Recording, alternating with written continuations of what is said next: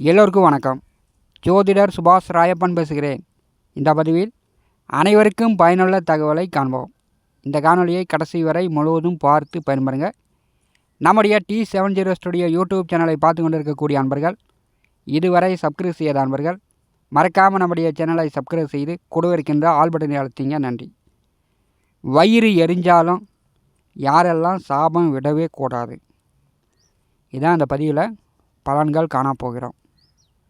சாபம் என்பது 13 வகையான சாபம் என்று சொல்லப்பட்டுள்ளது. அதில் 13ல் 10 சாபம் நமக்கு பிரயோஜனம் இல்லாதது. 3 பேரிடம் சாபம் வாங்கினா குலம் ஜெலிக்காது, குடி வளராது, வாழையடி வாழையாக வம்சம் விருத்தி ஆகாது, திருமணம் போன்ற சுபகாரியங்கள் நடக்காது, குடும்பத்தில் எண்ணற்ற குழப்பங்கள் நிலவும். சாபம் செய்வன பில்லி சூனியம் போட்டி பொறாமைக்கு காரகத்துவமான கிரகங்கள் சூரியன் சந்திரன். இந்த சூரியன் சந்திரன் தான் அனைத்திற்கும் ஆணிவேராக செயல்படுகிறது. தாய் தந்தை எல்லா பிரச்சனைகளுக்கும் முதல் காரணம் சூரிய சந்திரன். சூரியன் சந்திரன் நட்சத்திரத்தில் பிறந்தவர்கள் யாருக்கும் ₹1 விட்டு கொடுக்க மாட்டார்கள். மற்றவர்கள் தரவில்லை, அண்ணன் தம்பி உதவவில்லை அப்படிம்பாங்க. ஆனால் இவர்கள் யாருக்கும் உதவ மாட்டார்கள். அப்படியே உதவினாலும் அதை உடனே எப்படா வாங்க முடியும், எப்போ அவன் தருவான் அப்படின்னு கொத்தி எடுத்துருவார்கள். எல்லா பிரச்சனைகளும் சூரிய சந்திரன் நட்சத்திரத்தில் பிறந்தவர்கள் குடும்பத்தில் வந்துவிடும். இவர்கள் எக்காலத்திலும் சூரியன் சந்திரன் நட்சத்திரத்தில் பிறந்தவர்கள் எக்காலத்திலும் சாபம் விடக்கூடாது.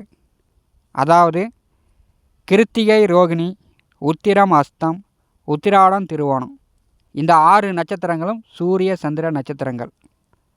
இந்த நட்சத்திரத்தில் பிறந்தவர்கள் சாபம் விடவே கூடாது. அப்படி சாபம் விட்டாங்கன்னா இவர்களுடைய ஊழ்வினை, கர்ம வினை இவர்களுடைய வாரிசு வம்சாவளியை அழித்து விடும். 7 ஜென்மமாக சூரியன் சந்திரன் நட்சத்திரத்தில் பிறந்தவர்களுடைய குடும்பத்தில் பெண் சாபதோஷங்கள் தொடர்ந்து வந்து கொண்டிருக்கும். சாபங்கள் 13 வகை. அதில் 3 வகை சாபம் மிக கடுமையானது. அந்த 3 வகையான சாபங்களில் முதல் பெண் சாபம். ஆண் பெண்களிடம் சாபம் வாங்கக்கூடாது. ஆண் பெண் இருபாலினருக்கும் பெண் சாபம் என்பது கொடுமையானது. பெண் சாபம் மிக கடுமையான பாதிப்பை தரும். ஆண்கள் பெண்களை ஏமாற்றக்கூடாது. பெண் மாமியார், நாத்தனார், அக்கா, தங்கையை ஏமாற்றக்கூடாது. பெண் சாபம் என்பது ஆண் பெண் இருபாலினருக்கும் பொருந்தும். மாமனார், நாத்தனார், அக்கா, தங்கையை கொடுமைப்படுத்தக்கூடாது. மற்ற பெண்களை அவதூறாக பேசக்கூடாது. இது ஆணாக இருந்தாலும் சரி, பெண்ணாக இருந்தாலும் சரி. 2வது கடுமையான சாபம் பெற்றோர்கள் சாபம். எந்த பிள்ளையும் பெற்றோர்களிடம் சாபம் வாங்கக்கூடாது. பெற்றோர்களிடம் சாபம் வாங்கினா 1000 கோயிலுக்கு போனாலும் சரி, பௌர்ணமி தோறும் கோயிலில் கிரிவலம் சென்றாலும் சரி, வருடம் பாத யாத்திரை போனாலும் சரி, பெற்றோர்களிடம் சாபம் வாங்கினா அந்த பிள்ளை முன்னேறுவது கடினம். எக்காரணத்தை கொண்டும் பெற்றோர்கள் சாபம் விடக்கூடாது. உங்கள் பிள்ளைகளை நீங்கள் சாபம் விட்டீங்கன்னா உங்கள் குடி நீங்களே கெடுத்து விடுவீர்கள். உங்களை குடி தான் கெடும், உங்களுக்கு தான் பாதகம். எக்காரணம் கொண்டும் பெற்றோர்கள் பிள்ளையை சாபம் விடக்கூடாது. 3வது சாபம் குரு சாபம். பள்ளிக்கூடம் படிக்கும்போதே ஆசிரியர்களிடம் சாபம் வாங்கக்கூடிய பிள்ளை நிறைய பேர் இருக்குது. பெரிய அளவு குரு சாபம் பாதிக்காது. 3 டிகிரி படித்தவனும் வேலை தொழில் செய்கிறான், படிக்காதவனும் வேலை தொழில் செய்து தான் பணம் சம்பாதிக்கிறான். அதனால் உடல் உழைப்பு இருந்தால் போதும். குரு சாபம் பெரிய அளவு பிள்ளையை பாதிக்காது. இருந்தாலும் பிள்ளை ஆசிரியர்களிடம் சாபம் வாங்காமல் இருப்பது நல்லது. சாபதோஷத்தை ஜாதக ரீதியாக எப்படி கண்டுபிடிப்பது என்றால், சூரிய சந்திரன் ராகு கேது சனி பாவிகளோடு சேர்ந்து இருக்கிறதென்றால் சாபதோஷம் அந்த ஜாதகனுக்கு இருக்கும். லக்கணத்திற்கு 5ஆம் வீட்டு அதிபதி அஸ்தங்கம் வக்கரம் நேசம் அடைந்திருந்தால் முன் ஜென்மத்தில் செய்த சாபதோஷம் அந்த ஜாதகனை கெடுக்கும். லக்கணத்திற்கு 5ஆம் வீட்டின் அதிபதி வக்கரம் நேசம் அஸ்தங்கம் அடைந்திருந்தால் சாபதோஷத்தை காட்டும்.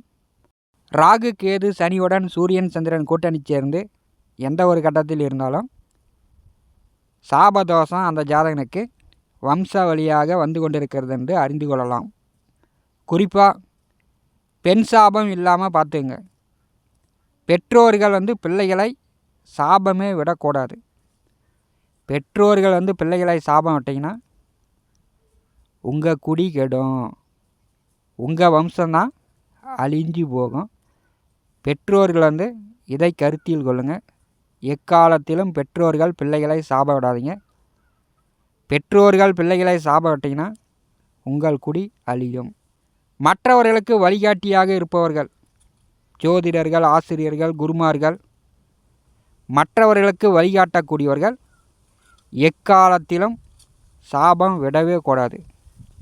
அப்படி சாபம் விட்டிங்கன்னா அந்த சாபம் திரும்பி உங்களிடம் வந்து சேர்ந்துவிடும். பெற்றோர்களும் மற்றவர்களுக்கு வழிகாட்டக்கூடியவர்களும் எக்காரணத்தை கொண்டும் எந்த காலத்திலும் உங்களுக்கு வயிறே எரிஞ்சாலும் மற்றவர்களால் அதிக தொந்தரவுகள் வந்தாலும் நீங்கள் சாபம் விடவே கூடாது.